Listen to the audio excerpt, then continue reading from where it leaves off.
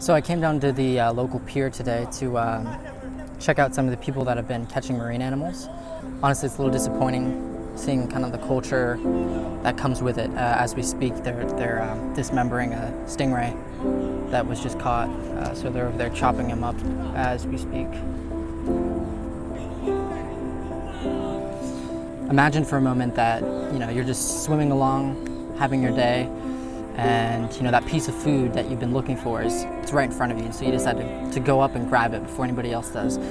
And as soon as you do, you start to notice that you've injured yourself in the mouth. But before you can even think about that, before you can even recognize that you've injured yourself, you begin getting pulled up by your mouth to the one place that you don't want to be, outside of the water, in the surface.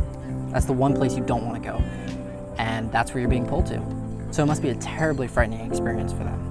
And as soon as they're out of the water, they are experiencing their own subjective reality of pain and suffocation. Fish being outside of the water is essentially the equivalent of a land animal drowning in water. I'm sure it's a terrible experience. I'm sure it's incredibly frightening for them. What's worse is that we use smaller animals to catch bigger animals. So there's kind of like there's like a 2-for-1 deal. There's two animals being killed, all for the price of potentially catching a larger animal. Honestly, I don't even know why we call it fishing. We don't go deering, we don't go elking. We go hunting for deer, we go hunting for elk. So why don't we go hunting for fish? That's exactly what this is. This is hunting for fish. We objectify fish to such a level that they aren't even seen as like valid animals.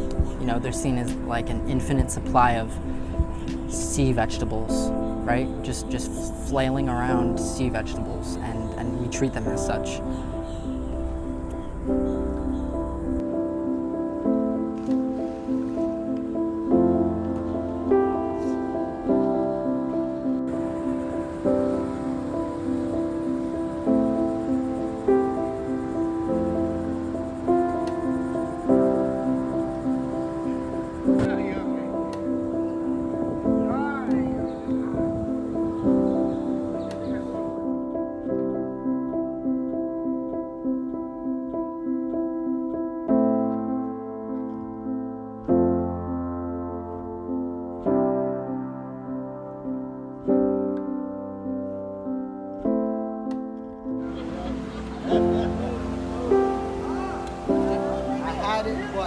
I know, I saw that. I heard about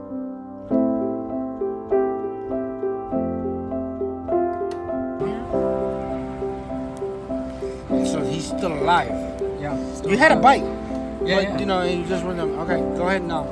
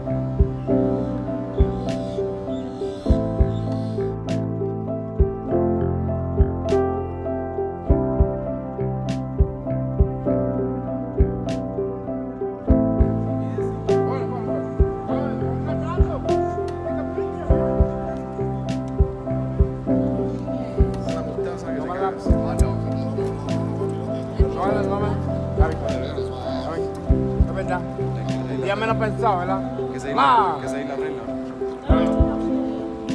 Está bien.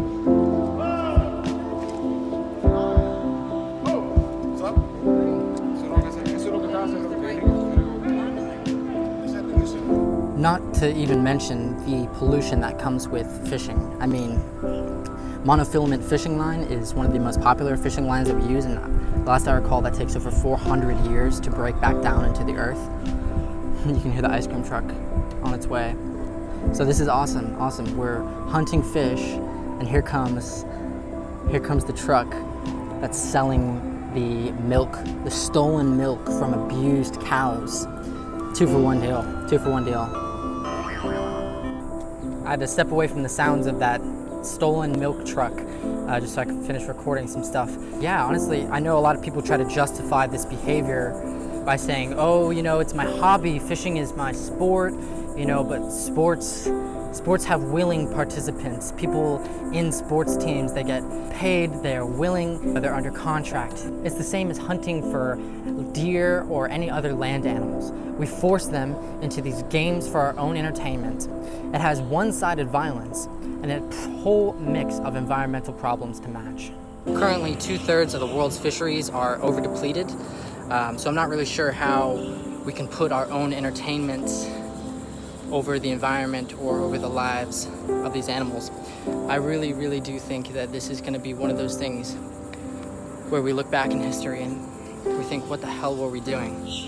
We're just pulling creatures out of their own habitat for our own entertainment. Disappointing.